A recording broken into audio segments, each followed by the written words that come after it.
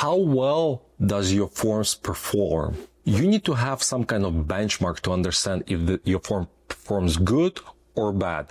So in this video, I'll show you how to read your analytics of forms and how to understand how well do they perform. Before we switch to the analytics overview, I want to show you one more thing, which is very important. So we built this form in the previous two videos for one-step form and two-step forms to collect email and SMS. So now let's talk about targeting.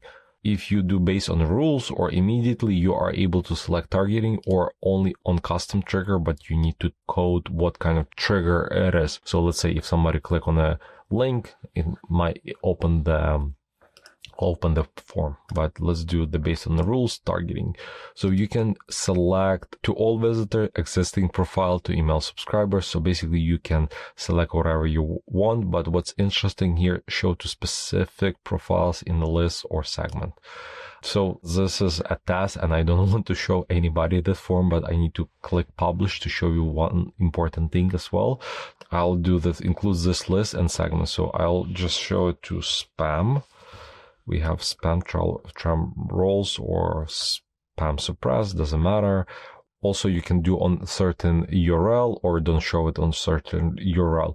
In our Flowium, let's say we don't want to show any lead magnet forms on, let's say, contact us page on other page. And you see, we have this architecture of our link flowium.com/LP, which stands for landing page and /contact. So we say do not show any forms on the pages which contains LP.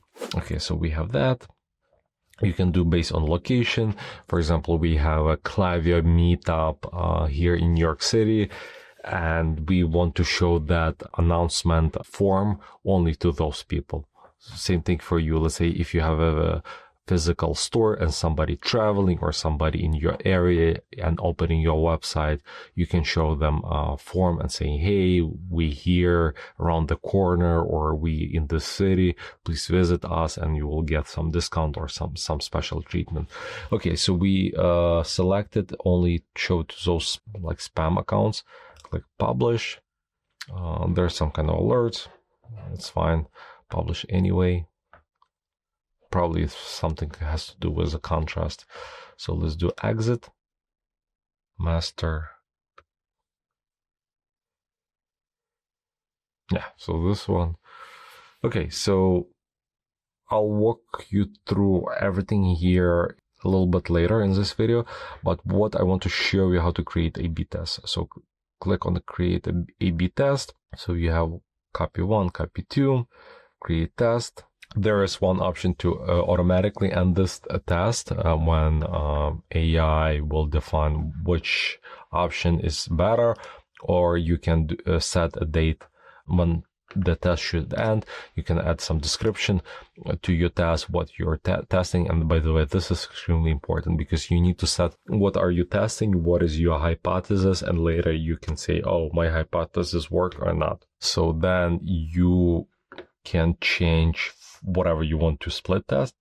Let's say in the second version, what we want to do is to, let's say, change the color to, I don't know, like pink, and see if it makes any difference. And you will change all colors to pink.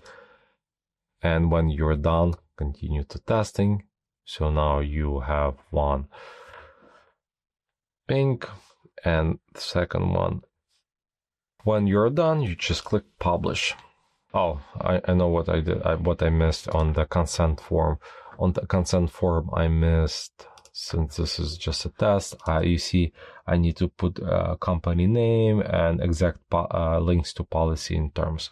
So that's why it will not, I would not be able to publish this A/B test, but this is quick overview how to A/B test your forms. Now let's go to sign up forms and let's find some of our forms. Let's say Klaviyo checklist. I think we have, yeah. So this is our Klaviyo checklist. It's been for a while, this form in our account. Let's do from since 2023 and until now. So we get 162 submission. This form lives on a dedicated page Flowium checklist. By the way, it's the same checklist, setup checklist that I covered in the first, or no, actually second module of the first video. Yeah, so it's a Klaviyo form. So when somebody sign up here, they will display here. So basically, since we are not e-commerce, that's why you don't see any total revenue. But let's say if somebody sign up through this form and make some kind of purchase, in the next 24 hours, you will see this revenue here. So it's cool to see how well that form performs and what kind of traffic it generates. Submission rate is basically numbers of submits, how many people opted in, divided by number of views. So this is how your submission rate.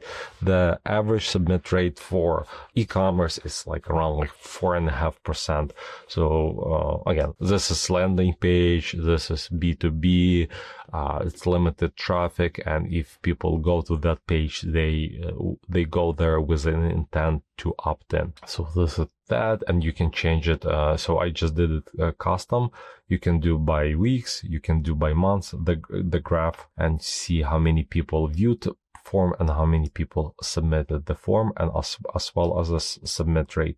We had as much as 46% submit rate, which is extremely cool. 54% submit rate. So it's typically when we driving traffic, and I'm not sure what happened here, but it's, oh, actually 27% is good as well.